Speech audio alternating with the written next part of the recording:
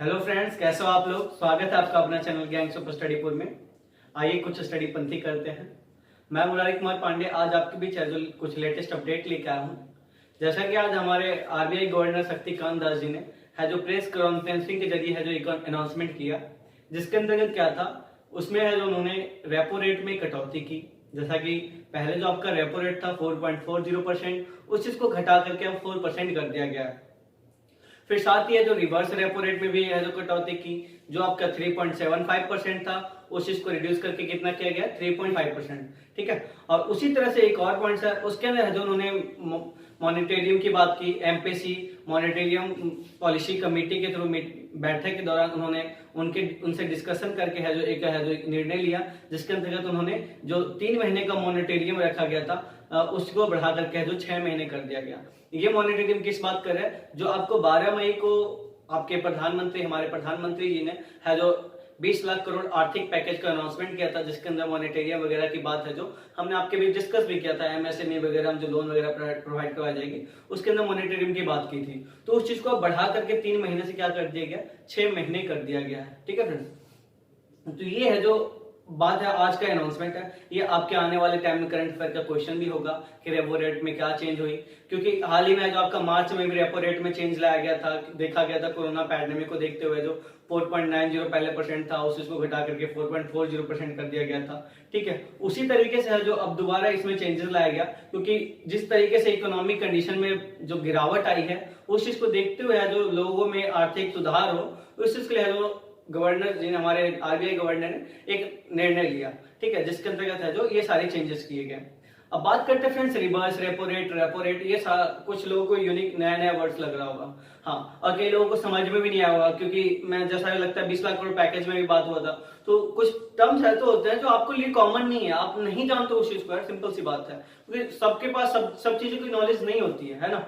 तो उस कंडीशन में क्या हुआ कि आप अगर वो चीज आपके लिए लाई जा रही है और आप ही नहीं जान रहे तो फिर क्या फायदा। ठीक है, जैसे कि 20 लाख करोड़ का पैकेज लाया गया, उसमें सारे अमाउंट्स का डिटेल दिया गया कि आप पे कहाँ पे क्या फायदा है, तो वो चीज आपको पता ही नहीं हो तो क्या फायदा उस चीज का, अगर जब लाके सरकार रख दिया आपके सामने तो अगर आप उसका फायदा ही ना उठा पाओ। तो उसी तरीके से बात करते हैं रेपो रेट। अब ये चीजें समझ में नहीं लगी तो मुझे लगा कि ये पॉइंट है जो डिस्कस करने वाली पॉइंट है, हम आपस में डिस्कस करें ताकि इस चीज के बारे में जाने, क्योंकि वो जो चीज आ रही है वो हमारे लिए है ना, तो मुझे लगा ये जानना जरूरी है। तो पहला क्वेश्चन आपके दिमाग में आ रहा होगा कि रेपो रेट है क्या, मेरे दिमाग में भी यही क्वेश्चन है। ठीक है फ्रेंड, तो चलिए डिस्कस करते हैं रेपो रेट है क्या, है ना। तो बात करते हैं रेपो रेट की। अब चीजों को अपने से जोड़ना फ्रेंड्स, कनेक्ट करो, इंटरकनेक्शन करना चीजें। अगर चीजों को अपने से इंटरकनेक्ट करते हो तो आपको समझ में आएगी, है ना, समझने में आसानी होगा। तो मेरा पहला मोटिव यही है कि चीजों को आपस में इंटरकनेक्ट करो, हर चीज को अपने से जोड़ो ताकि चीजें समझ में बेहतर तरीके से आए। हाँ, तो अब हम जोड़ते हैं अपने से रेपो रेट किस तरीके से होता है। ठीक है, आपने कभी बैंक से लोन लिया होगा, ठीक है, तो उस लोन पे है जो बैंक कुछ अमाउंट का टैक्स इंटरेस्ट रेट लगाती है। ठीक है, जैसा आपको पता भी होगा ना, तो उसी तरीके से जो अमाउंट का डिमांड आप बैंक से करते हो, बैंक को भी तो पैसे को कहीं ना कहीं से जरूरत होते हो। बैंक तो कोई पैसे का घर है नहीं कि बैंक के पास पैसे रखे, आपने मांगा आपको उठा के दे दिया, है ना। तो बैंक क्या करती है, अपने पैसों की रिक्वायरमेंट, क्योंकि हम उनसे रिक्वायर्ड कर रहे हैं तो बैंक को भी रिक्वायर्ड होगी, तो बैंक अपने पैसे को रिक्वायरमेंट के फुलफिल करने के लिए वो क्या करती है, आरबीआई से पैसे लोन के तौर पे लेती है, मतलब डिमांड करती है, बोरो करती है। ठीक है, तो वही है जो अमाउंट बैंक है जो आरबीआई से लोन के तौर पे लेती है, और उस अमाउंट पे है जो आरबीआई द्वारा जो इंटरेस्ट रेट लगाया जाता है ना, उसको क्या कहते हैं, रेपो रेट कहते हैं। ठीक है, चीजें समझ में आई होगी, है ना, कि रेपो रेट है क्या। तो अब रेपो रेट आपके अभी जो प्रेजेंट में रेपो रेट क्या है, वो है 4%। पहले क्या था, 4.40%।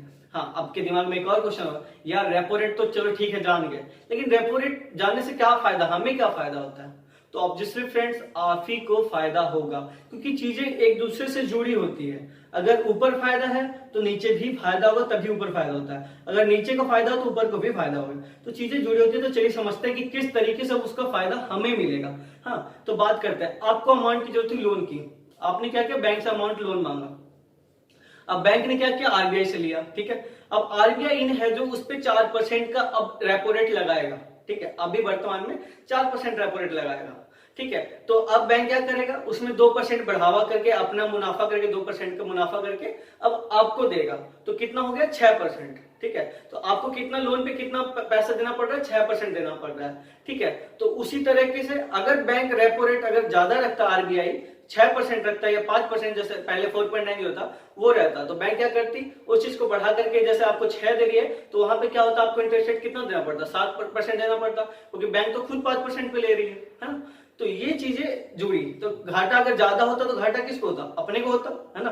तो उसी तरीके से डायरेक्ट वे में अगर रेपो रेट में कटौती की गई तो फायदा डायरेक्ट वे में किसको जा रहा है, तो हम आम लोगों को फायदा मिल रहा है। जो चीज हम लोन लेंगे, आम लोग बोले तो सारे पब्लिक की बात करें, ऐसा नहीं कि अब मिडिल क्लास ऊपर क्लास ये चीजें नहीं, ठीक है, हम सभी पब्लिक को फायदा मिलेगा इस चीज का। तो ये था आपका रेपो रेट, आपको फायदा भी मिलेगा और चीजें समझ में भी आया होगा। ठीक है फ्रेंड्स, अब चलते हैं नेक्स्ट पॉइंट पे। अगला पॉइंट है रिवर्स रेपो रेट। जैसे कि मैंने बताया रिवर्स रेपो रेट, तो रिवर्स रेपो रेट क्या है। हाँ, अब रिवर्स रेपो रेट की बात करते हैं। चीजें फिर से अपने से जोड़ना, आप क्या करते हो, पैसा आपके पास ज्यादा होता है कैश के फॉर्म में किस तरीके से, तो आप क्या करते हो, उस पैसे को कहाँ डालते हो, बैंक में। ठीक है। तो बैंक में पैसे रखने से क्या फायदा होता है, उस पे जो बैंक आपको क्या देती है, इंटरेस्ट देती है, जिससे क्या होता है, आपका पैसा डे बाय डे बढ़ता जाता है कुछ इंटरेस्ट अमाउंट के साथ साथ, जितना अमाउंट होगा उसका कुछ इंटरेस्ट पार्ट है जो पैसा बढ़ जाता है। तो उसी तरीके से रिवर्स रेपो रेट क्या है, बैंक के पास जो आपके जमा किया गया पैसा अगर वो ज्यादा होता है तो वो बैंक क्या करती है, आरबीआई को दे देती है, आरबीआई के हाथों में जमा कर देती है। तो उसमें क्या होता है, बैंक को फायदा होता है। कैसे, क्योंकि आरबीआई के पास पैसा जमा रहेगा तो उस पैसे का है जो वो क्या करते हैं, कुछ इंटरेस्ट है जो आरबीआई है जो बैंक को देती है, जिससे क्या होता है, बैंक को फायदा होता है। तो वो अमाउंट क्या था 3.75%, अब क्या कर दिया गया 3.35%। ठीक है। तो ये है जो आपका रिवर्स रेपो रेट होता है, जो पैसा बैंक है जो आरबीआई में है जमा करती है उसके ऊपर जो आरबीआई के द्वारा जो इंटरेस्ट दिया जाता है उसको रिवर्स रेपो रेट कहते हैं। ठीक है। इसके अंदर एक और पॉइंट था, जैसे कि सीआरआर के बारे में सुना हो, कैश रिजर्व रेशियो, ये क्या होता है। मुझे लगा ये 2 पॉइंट तो डिस्कस ही होता, अब सीआरआर के बारे में भी जानना, अगर बैंक की चीजें बात कर रहे हैं, इकोनॉमिक चीजें बात कर रहे हैं, तो कुछ और टर्म्स भी डिस्कस कर लेते हैं। तो सीआरआर का पूरा नाम होता है कैश रिजर्व रेशियो। ये चीजें हैं क्या फ्रेंड्स, क्या होता है, आपने बैंक में पैसा जमा करा, ठीक है, वो पैसा क्या होता है, बैंक में पैसा रखा जाता है। वो पैसा बैंक खाता है, क्या करती है, वो अपना रिवर्स रेपो रेट कमाने के लिए क्या करती है, आरबीआई में दे देती है। ठीक है। रिवर्स रेपो रेट कमाने के लिए आपका जमा पैसा आरबीआई में देती है, तभी वो कमा करके वो आपको देगी। ठीक है। तो अब क्या होता है कि कई बार आपको सडनली पैसे की रिक्वायरमेंट हो जाती है, आपको चाहिए होता है पैसा, मुझे पैसा चाहिए, कोई काम पड़ गया, तो आप जाओगे बैंक के पास, जमा है आपका पैसा, आपको लगा तो बैंक से मिल जाएगा।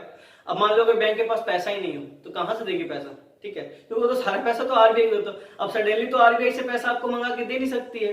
ठीक है। तो इसीलिए है जो सीआरआर लाया गया है, कैश रिजर्व रेशियो, जिसमें क्या होता है, पैसे कुछ पैसे है जो आपको रिजर्व रखना पड़ता है, ताकि जब भी कस्टमर को रिक्वायर्ड होता है तो आप है जो उस कस्टमर की रिक्वायरमेंट को फुलफिल कर सको। तो ये है जो सीआरआर के जरिए है जो आपकी रिक्वायरमेंट को फुलफिल किया जाता है। ठीक है। अगर नहीं होगा तो फिर दिक्कत आप ही को आएगा। तो सीआरआर भी एक इंपॉर्टेंट टर्म्स था। तो फ्रेंड्स, आज हमने इंपॉर्टेंट पॉइंट डिस्कस किए, चीजें याद रखना। आज है जो आरबीआई गवर्नर ने क्या क्या चेंजेस लाए, जैसे कि रेपो रेट में 4.40% से कटौती करके 4% कर दिया गया, रिवर्स रेपो रेट में 3.75 से 3.35% कर दिया गया, मॉनिटरियम को बढ़ा करके 6 महीने कर दिया गया। तो ये 3 इंपॉर्टेंट पॉइंट्स थे।